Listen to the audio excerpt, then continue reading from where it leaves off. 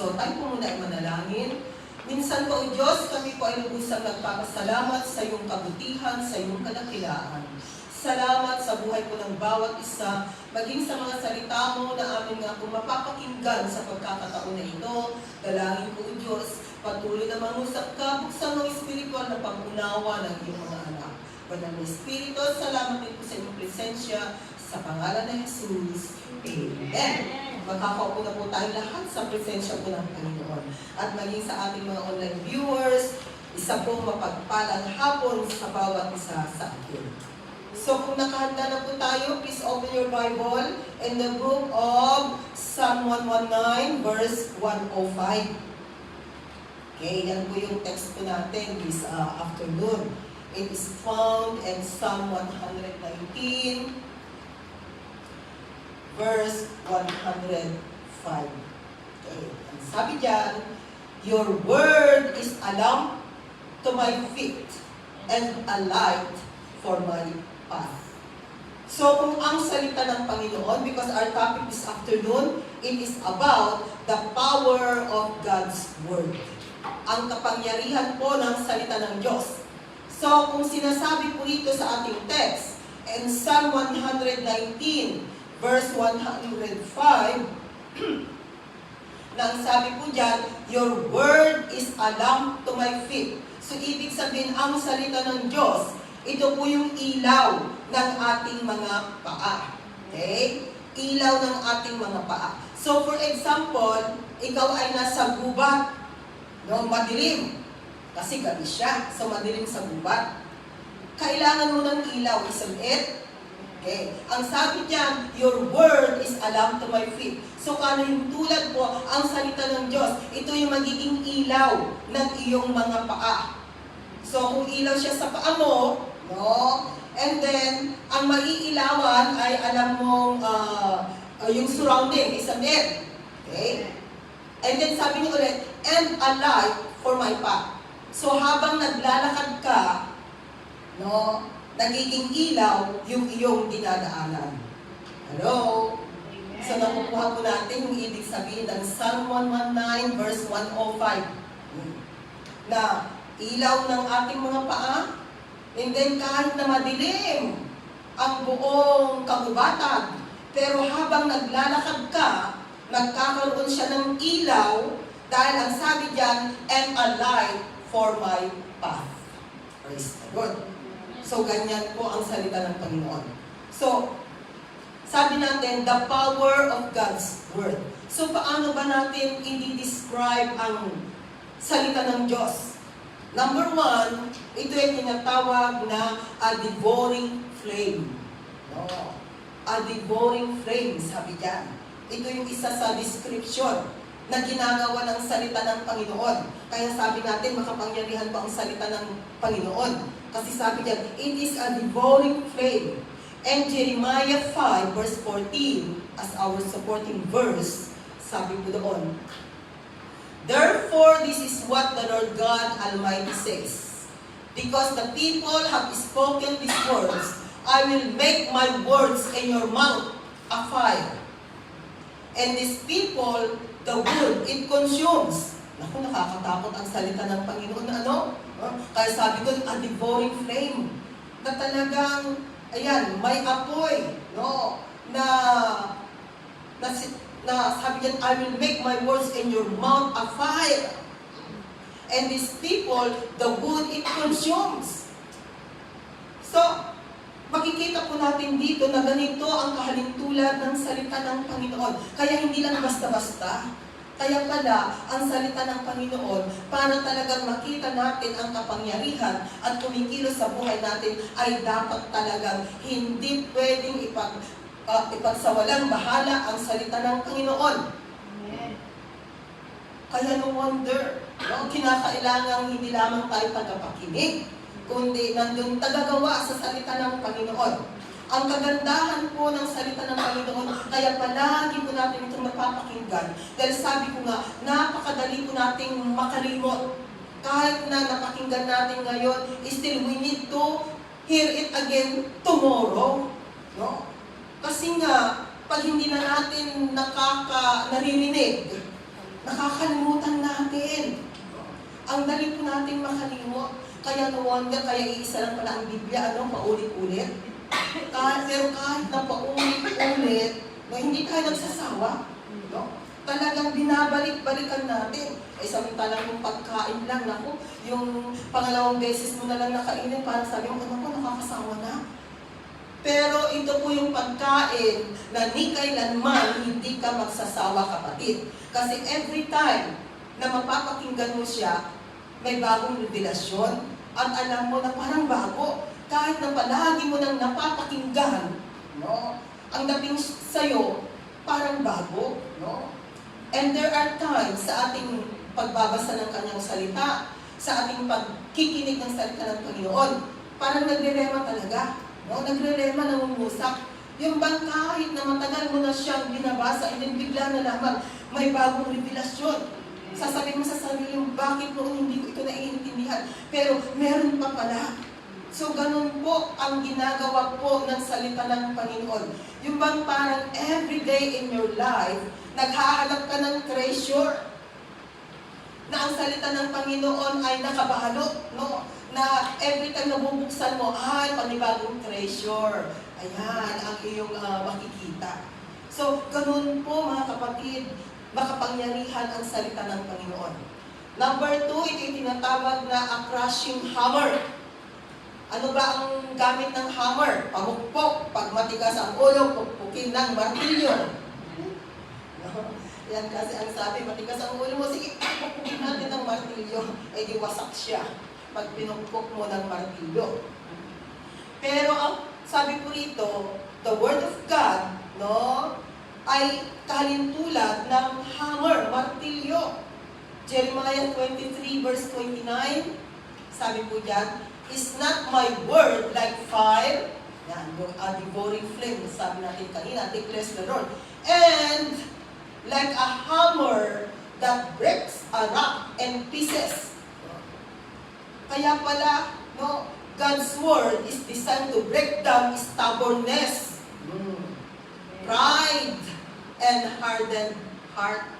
Kaya yung salita ng Panginoon talagang minamartilyo niya or breakdown niya pag may pride tayo, ayan, ginagawa niya tayong humble.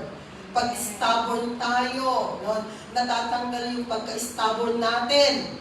Pag may mga bagay-bagay na nasa atin na hindi talaga kaaya-aya, kalugod-lugod kay Lord, ayan, no, ang ginagawa niya, break niya, hammer, para tayo po ay hindi mananatiling matigas.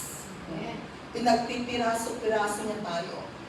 Kasi God is looking for the broken-hearted, ika nga. Pero sabi ng kapatid, broken-hearted siya, pero hindi dahil sa tao. No? Broken-hearted. Kasi nga, no, another word kasi pag sinabi natin we are broken-hearted to the Lord, we humble ourselves to the Lord.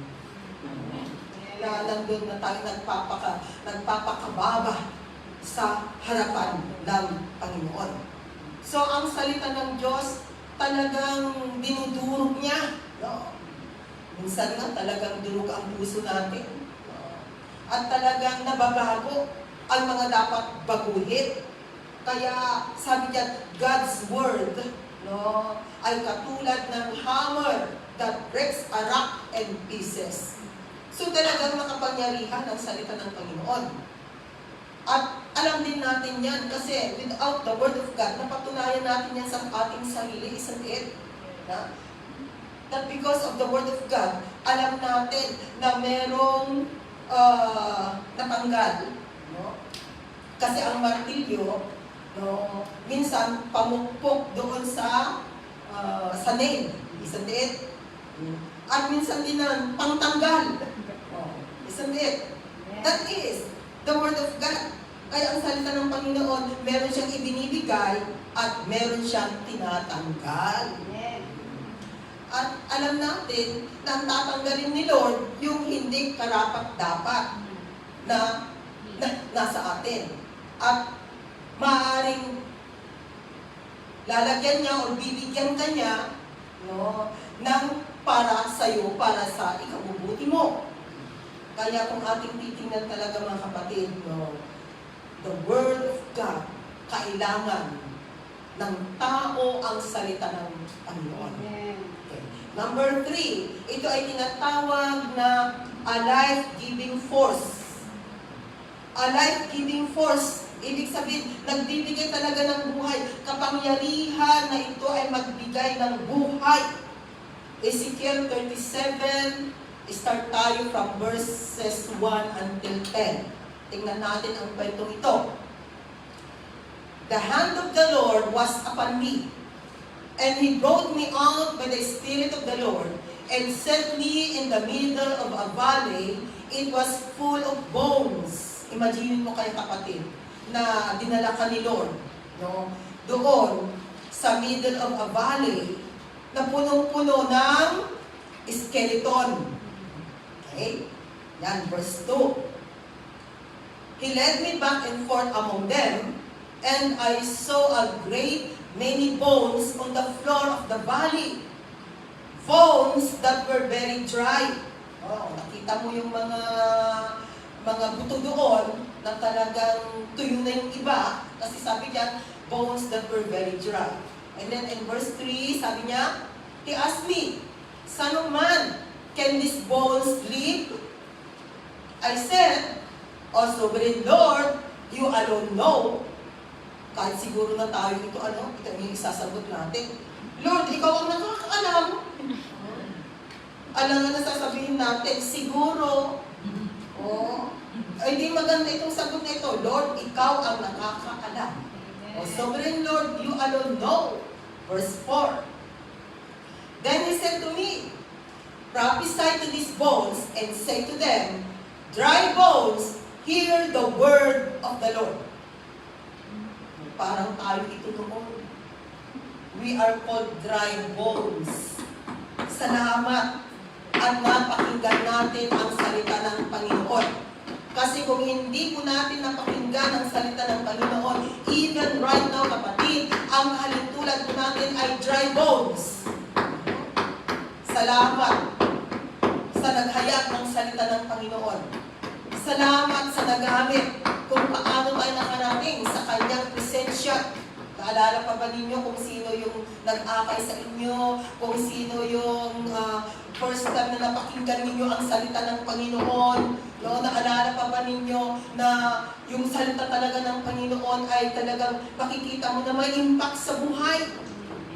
Yan. And then sabi dun sa verse 5, This is what the Sovereign Lord says to these bones.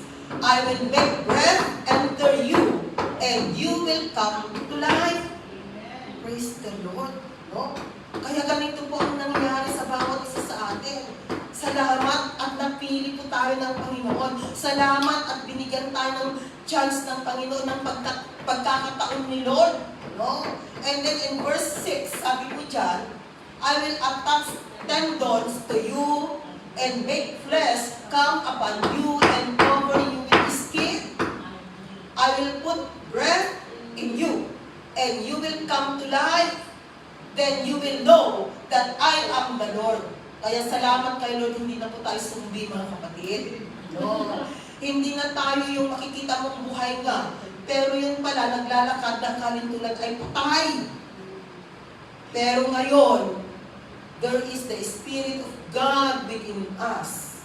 Kaya hindi na tayo sumbi at naglalakad tayo na buhay sa harapan ng Panginoon. Actually, paglabas natin dyan mamaya, marami tayong makakasalubong na patay. Yes. Pag uwi ninyo sa bahay ni Amo, ang kasambahin ninyo mga patay. Ano?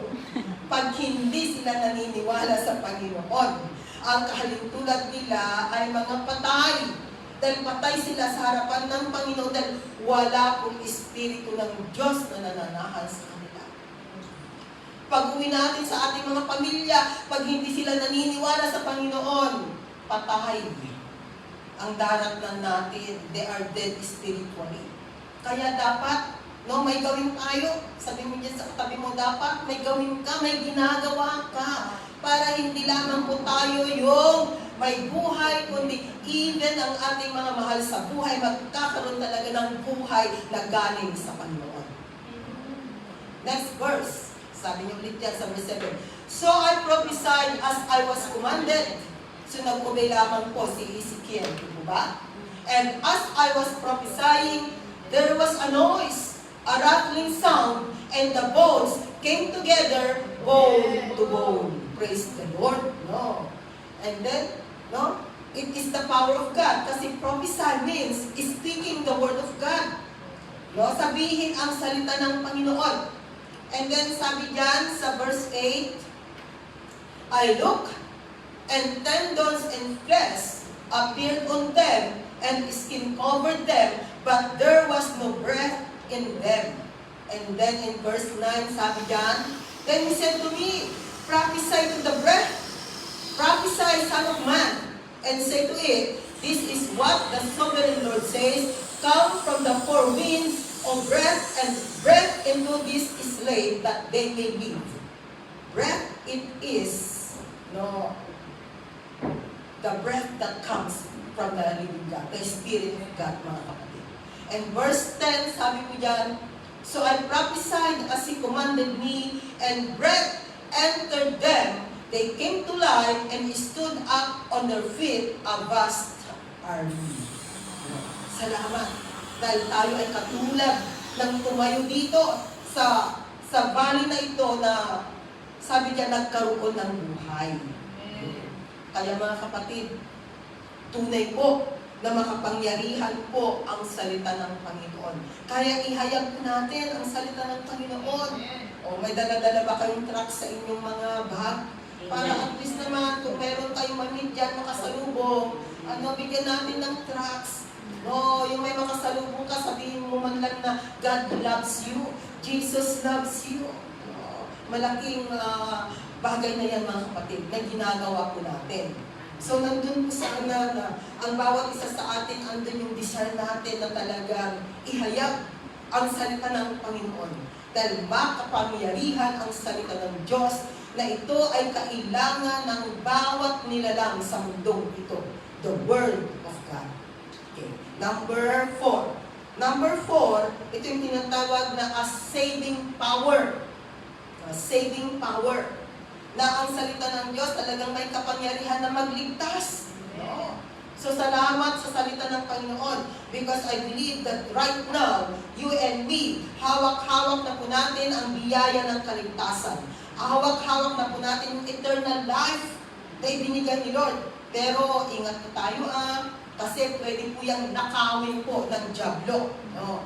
Dahil ang paniniwala natin, kasi meron kasing paniniwala na as long as you receive Jesus Christ as your Lord and personal Savior, you are saved, no, eternally, no? Kasi tinanggap mo si Jesus. Pero sandali. Sa atin naman, no, kinakailangan tanggapin and at the same time, no, ang faith natin with action. Kasi kung walang action, di patay ang pananampalataya natin. Kaya hindi ko natin sinasabi na as long as I believe in Jesus, I am eternally saved. Kapatid, mali. Kung hindi mo naman sinusunod ang salita ng Panginoon, patay ang pananampalataya. Meron ka at question mark kung ligtas ka nga o hindi. Okay? And Romans chapter 1 verse 16, Romans 1 verse 16, sabi diyan, I am not ashamed of the gospel. Kaya wag po tayong, wag nating ikahiya. Ang salita ng Diyos, gospel means the word of God. Because it is the power of God for the salvation of everyone who believes. Dahil ito po ang kapangyarihan, sabi diyan, kapangyarihan ng Diyos na magligtas sa sino mang taong naniniwala sa Panginoong Jesus. First for the Jew, then for the Gentile. Sino pa ang mga Jew na tinatawag? Yung mga Israelites. No? Sila lamang po yung mga Jewish people. At lahat na po ng denominasyon o lahat na po ng klase ng tao sa mundong ito ay tinatawag na Gentile or Hintil. No? Gentile, Hintil, tayo mga Pilipino, American ka man, Chinese ka man, Australian ka man, Arab ka man, anumang klaseng foreigner, we are all Gentiles. Dahil ang mga Jew ay tinatawag lamang sila lamang po yung mga Israelites people. Okay? So ang kaligtasan mula sa kanila, no? Nag-umpisa sa kanila. And then, for the Gentile, kaya nga tinatawag din po tayong spiritual Israelites. Spiritual Israelites. So, alam natin ang salita ng Panginoon ay makapangyarihan para ito ay magligtas. 1 Corinthians 1 verse 18. Sabi niya ulit dyan, sa 1 Corinthians 1:18, "For the message of the cross is foolishness to those who are perishing, but to us who are being saved, it is the power of God." Marami po yung hindi pa nakakaunawa kung ano nga ba ang ibig sabihin ng cross. Yung iba, no, gusto lang nilang magpintas ng cross, pinipintas nila, may tao pang nakabitin. Pero tayo, no, magpintas man tayo ng cross, pero siguraduhin po natin na wala ng taong nakabitin. Kaya ang cross na natin dito sa harapan, walang taong nakabitin. Kasi naniniwala tayo na ang Panginoong Jesus, tunay na siya ay ipinako sa krus. Pero ang magandang balita, siya ay muling nabuhay. Kaya hindi po siya nananatiling nakapako sa krus. Dahil ang Diyos na tinanggap natin sa ating buhay ay buhay na Diyos. So, the message of the cross is foolishness. Foolishness. No? Sa mga hindi nakakaunawa. Kasi hindi nila alam. Salamat kay Lord dahil nalaman po natin ang katotohanan. Nalaman natin ang katotohanan, mga kapatid. Kaya makapangyarihan po ang ginawa ng ating Panginoong Jesus kung bakit kinakailangan na siya ay maipako sa krus. Imagine, more than 2,000 years ago na po yung kwento na siya ay naipako sa krus. At ang pagkakapako ng ating Panginoong Jesus sa krus, ipinako na niya ang ating mga kasalanan. Wala pa tayo sa mundong ito. Ilang taon pa, no? Bago tayo dumating sa mundong ito, pero nauna na naipakong kasama ng ating Panginoong Jesus ang gagawin nating kasalanan sa mundong ito. It takes faith talaga, isn't it? Para paniwalaan. Kasi kung wala kang faith, walang pananampalatayang isang tao, hindi niya maiintindihan. No? It is foolishness. Kasi nga, hindi niya lubos maunawaan. But for us, salamat kay Lord because God opened our spiritual senses. So, nauunawaan natin ngayon. No? Yun po yung kagandahan. No? Dahil nauunawaan natin ngayon, dahil mayroong Espiritu ng Diyos na naghahari sa buhay ng bawat isa. So, naiintindihan natin ngayon kung ano ang ginawa ng ating Panginoong Jesus in the cross of Calvary.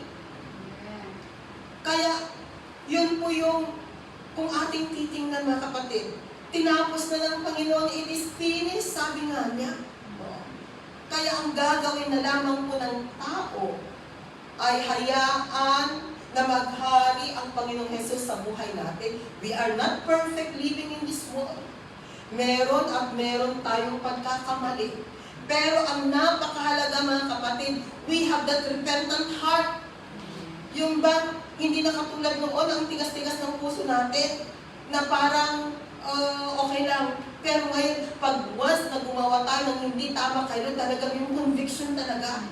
Andun talaga yung nagigilty ka, andun talaga na yung sising-sisi ka ba? No?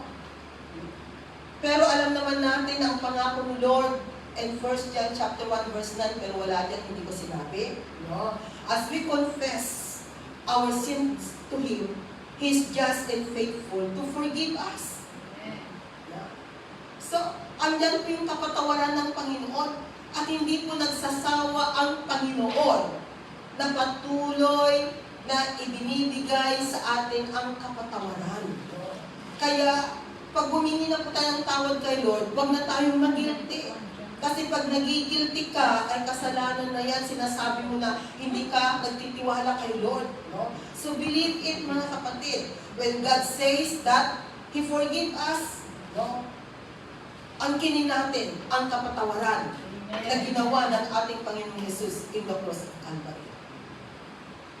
Kaya doon po na i-a-apply yung tinatawag na we are living under the grace of God. Grace means unmerited favor. Unmerited favor. Kung tayo ang mga tao ay sinasabihan ni Lord na magpatawad tayo ng 70 times 70, which is unending forgiveness. So how much more kaya ang Panginoon? So kung magkamali man tayo minsan, pag andun talaga yung total repentance natin, no, believe it, mga kapatid, na tayo na po ay pinatawad ni Lord. At huwag na tayong mag-guilty. Kasi kung magigilty ka, another na naman yon na magiging problema mo dahil pwedeng gamitin yun ng kaaway na magiging foothold. Ang mahalaga, you repent, you ask forgiveness to God, natanggal ang kasalanan, napatawad ni Lord, dahil ang mahirap kung nananatili yung kasalanan na hindi mo hiningi ng tawad, that will become the foothold of Satan. Yan ang butas ng dyablo na hawakan ka sa buhay. Kaya nga impossible sana talagang patuloy tayong nagpapalinis sa Panginoon. Patuloy na humihingi tayo ng tawad sa Kanya. Kasi tingnan po ninyo, paglabas mo nga kung may makita ka nga lang, yung dalawang mata, nako. Di ba? Tapos yung isipan, mamaya sinabi ng bunganga. Di ba kasalanan yon? Kay Lord, walang sinasabing malaking kasalanan at maliit na kasalanan. Nakakita na ba kayo? Nakasulat sa salita ng Panginoon na, oh, she has a great sin and she has a small sin. Di ba wala? Basta ang sabi, kasalanan. Hindi niya sinabing malaki o maliit na kasalanan.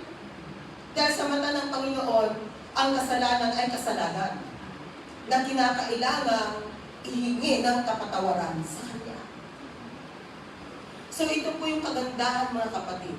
Kaya ang mga mananampalataya, sabi nga sa Kanyang salita, there is no more condemnation for those who are in Christ Jesus. And remember, no, kung dumating man po yung temptation sa buhay natin, God will make a way so that we can overcome. Maaaring sa una, you fail, pero hindi na nanatiling talunan ka. No? As you strive in na talagang, nandun talaga yung desire mo, nandun talaga na gusto mo, and I believe that God will honor it. And then makikita mo na lamang, I totally pala. It's good, kasi nare-realize pa, di ba?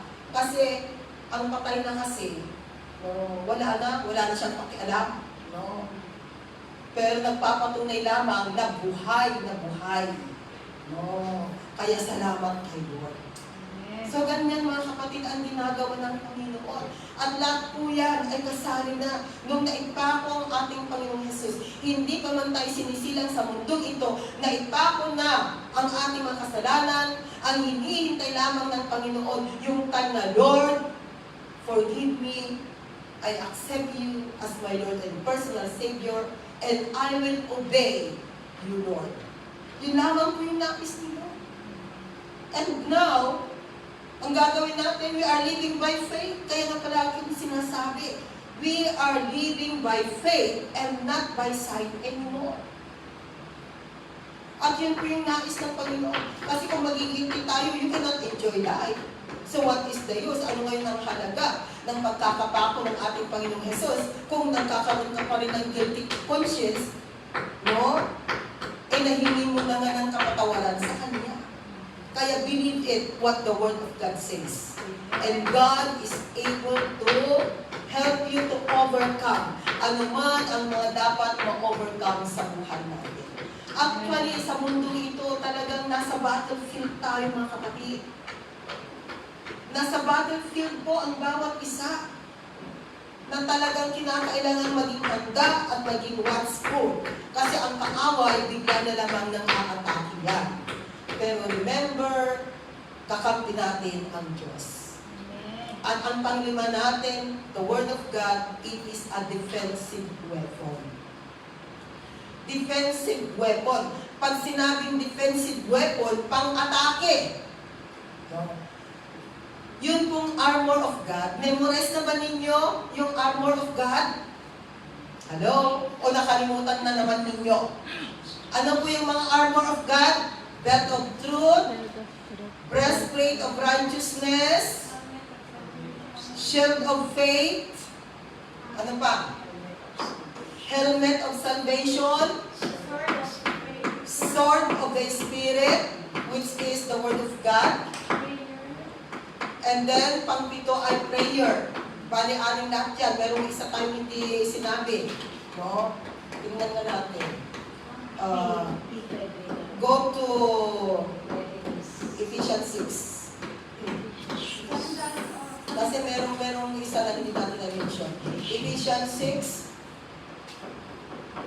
Okay. Sabi dito. No. Ang isusuot is the belt of truth. Breastplate of righteousness.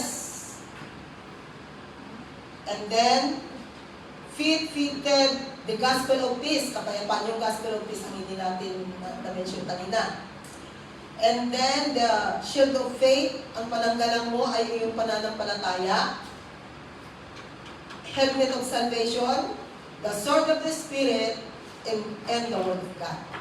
So, ito pong anim na ito, kasi pito lahat yan, isang liit. Sinabi natin dito that the Word of God, it is defensive weapon.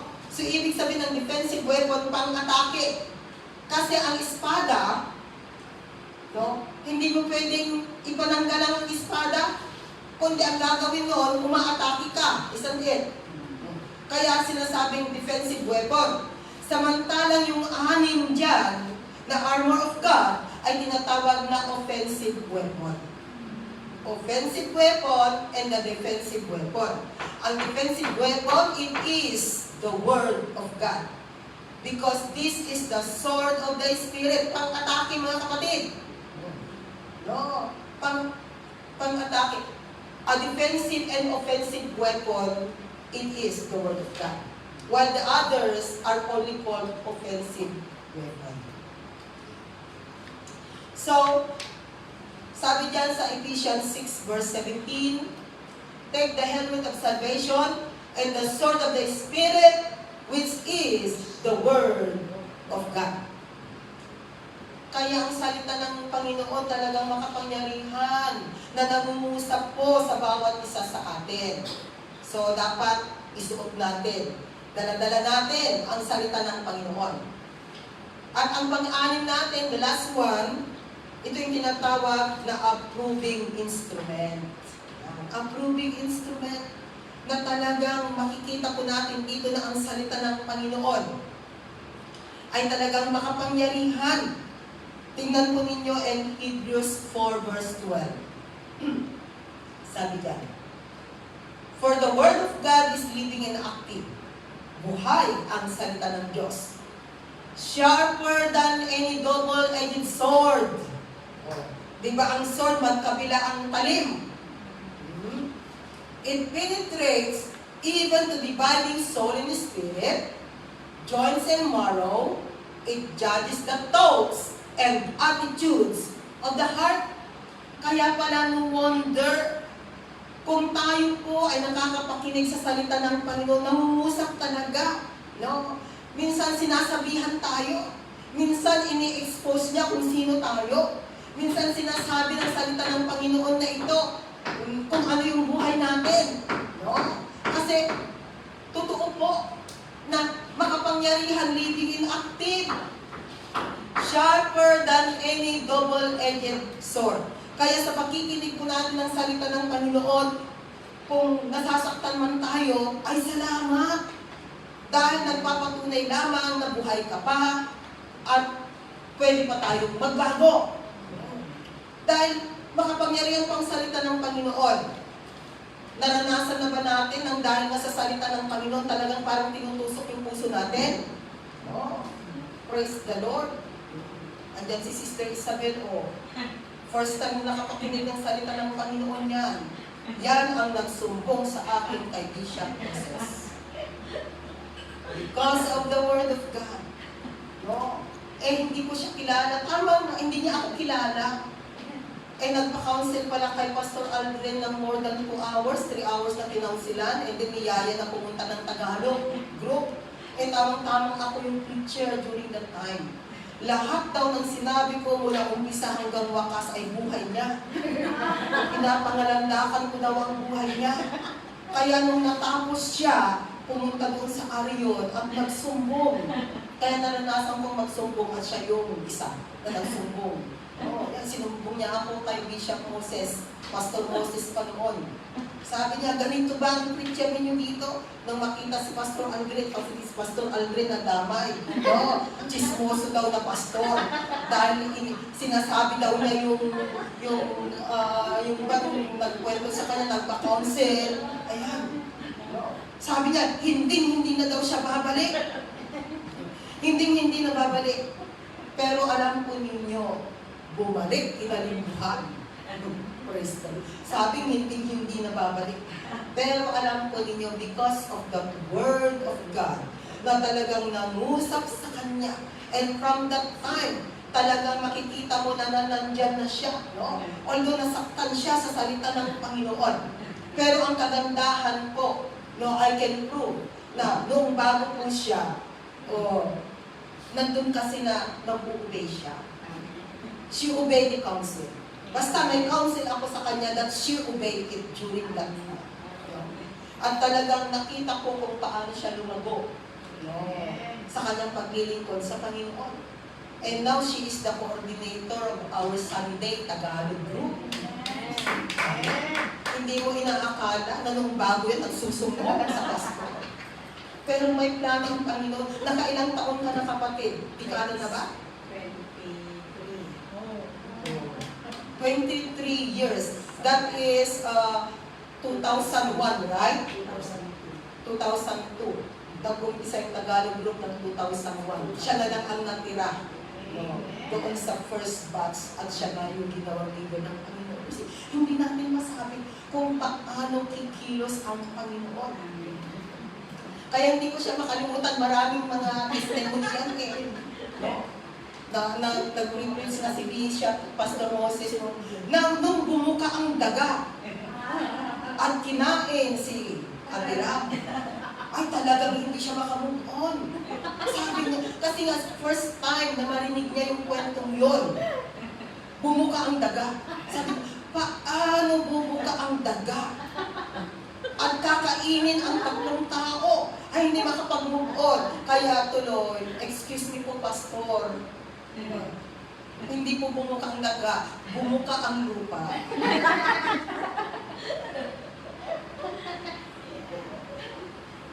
Kasi, di ba nandun kasi yung, dumarating kasi tayo sa time na talagang yung salita ng Panginoon, gustong-gusto mo. At gusto mo talagang namnamin ang salita ng Panginoon. Gusto mo talagang malaman kung ano nga ba yung sinasabi ng salita ng Panginoon isang liit. So I believe during that time, andun yung kanyang hungerness with the Word of God. Kaya yung first time na mapakinggan niya yung kwentong yun, talagang hindi siya makamungkol. Hanggang talagang in-explain, ay bumuka ang lupa. At doon na niya naintindihan. Diba? Kaya marami pong mga kwento, mga kapatid, maraming mga testimony, pero makikita po natin dito kung paano po ang ginawa ng Panginoon. So, hindi natin sukat akalain, isn't it? Katulad ko rin noon, because I'm just only a product of sa Kennedy Town, na namamalengke yung isang leader. Gamit niya ako in Kennedy Town kasi doon yung first na employer ko. Inakay lang niya ako. Sabi niya, sis, pag wala kang pupuntahan, sama ka sa church. Tamang-tama yung Sunday na yun. It's my birthday. September 27, 1992. I still remember. I came to Hong Kong June 1992. tagal na. And that is my birthday during the time Sunday. Sabi ko, sige sister, sa susunod na lang kasi on Sunday is my birthday. No, naalala ko pa noon, naka-t-shirt ako, naka-walking short, naka-rubber shoes. Ganyan ang style ko ng aking pananamit. Siyempre, bata pa noon, mga 27 or 28 years old na. And then, kung bakit ba naman, sa dinami-dami ng tao, doon sa hantayan ng bus stop in Kennedy, siya pa yung nakita ko na naman. At siya pa yung unang nag-greet sa akin ng happy birthday. Pero alam ko ninyo mga kapatid, nung naakay na po ako dito, no, salamat kay Lord, my spiritual mother is from Mountain Province. Kaya dito ko po talaga nakita, inaakay ako ng aking mga kababayan, they are in GIM. Pero nung naakay ako ng free believers, dito ko natagpuan. And this is my spiritual family. So, mula noon hanggang ngayon, talaga makikita mo kung saan ka dinala ng Panginoon. Buti ngayon, meron na tayong welcoming spirit. Noon walang welcoming spirit. Bahala kang ipakilala sarili mo. Ganun noon. Kaya nga ini-encourage ko yung mga baguhan na kung walang pumapansin sa inyo, magpapansin ka. Because I do it. No? Na talagang ako ang nakipagkilala sa kanila kasi wala man lang lalapit sa iyo. Kasi nga wala nga yung aking spiritual mother. Yun pala yung spiritual mother ko pala ay isang leader. Leader siya ng education ministry. Kaya mula noon, nasa education ministry ako. Kasi yung nag-akay sa akin ay leader ng education ministry.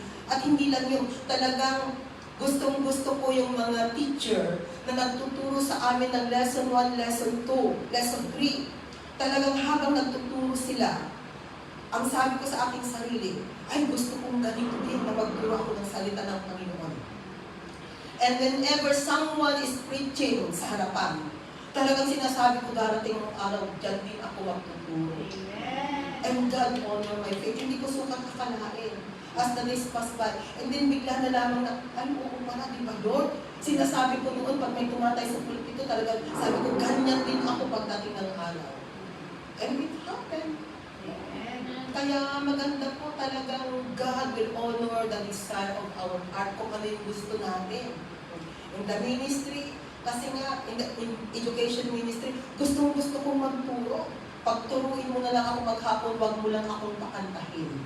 Kasi ang boses ko, maganda siya. Pag maganda ang boses ng katabi ko. Pero kung ang boses mo ay papuntang Bagyo, I'm sorry.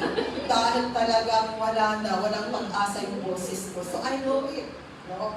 Kaya nga sabi ko, mag-excel tayo doon sa kung ano yung ibinigay ni Lord sa buhay natin. Kung ano yung gift natin, kung ano yung talent natin, doon tayo mag-excel. Doon tayo, although we can do general, pero dapat meron at meron ka talaga alam mo sa buhay mo na nag-i-excel ka in that area na ibinigay sa'yo ng Panginoon. So, ganun po yung gawin natin mga kapatid. Because I believe that it's one of God, of us, God is able to use it. So, makapangyari kang salita ng Panginoon because of the Word of God. Nakita po natin kung paano po tayo binago ng Panginoon. Isn't it? Ang dami niyang ginawa sa buhay natin. Hindi man tayo perfect na nabubuhay right now. Pero alam natin na maraming binago ang Panginoon and God is always changing us from glory to glory. Kaya salamat sa kapangyarihan po ng salita ng Panginoon, mga kapatid. Sasabi natin kanina, how we can describe the Word of God. It is a devouring flame, a crushing hammer, a life-giving force, a saving power, a defensive weapon, a proving instrument, and our conclusion, dito po tayo magwawakas, Colossians 3 verses 16 to 17. Dito po tayo magwawakas sa verse na ito. Sabi dyan, let the word of Christ dwell in you richly, as you teach and admonish one another with all wisdom, and as you sing psalms, hymns, and spiritual songs with gratitude in your hearts to God. So let the word of Christ dwell in you. Because I believe that it's one of us. We have the Word of God. Hindi ka man talaga gifted na maging teacher of the Word of God or preacher of the Word of God. But I believe that all of us, we can share the Word of God. So nandun po, naihayag po natin, we can share the Word of God, mga kapatid. No? Kaya sabi diyan, no, at hindi lamang yun. And of course, yung pagpupuri po natin sa Panginoon. Kaya sabi diyan, and as you sing psalms, hymns, and spiritual songs. So, kung naki-online kayo doon sa teaching ni Bishop Ruel, kasi ni-replay nila last Monday afternoon. No? Kasi with regards to tabernacle. Dapat daw, ang inaawit daw ng mga praise and worship, kumbay, meron siyang psalms, meron siyang hymns, and spiritual songs. Pero right now, nawawala na po ang hymno. Yun ang sabi niya. Pakinggan niyo ulit yung kanyang teaching. Kasi dapat meron siyang sing, kasi yan biblical. No? And as you sing psalms, no? Hymns, yung psalms, naririnig ko, di ba? Marami tayong mga awitin, praise and worship na mga psalm, galing sa Book of Psalm, yung iba natin mga songs, pero yung hymnal, yung hymns, medyo parang sa YouTube na lang yata ako nakakapakinig ng hymns, parang sa church na mawawala na. You know? And spiritual songs, with gratitude in your hearts to God. And verse 17, sabi niya, and whatever you do, ano man ang gagawin natin, whether in word or deed, do it all in the name of the Lord Jesus, giving thanks to God, the Father, through Him.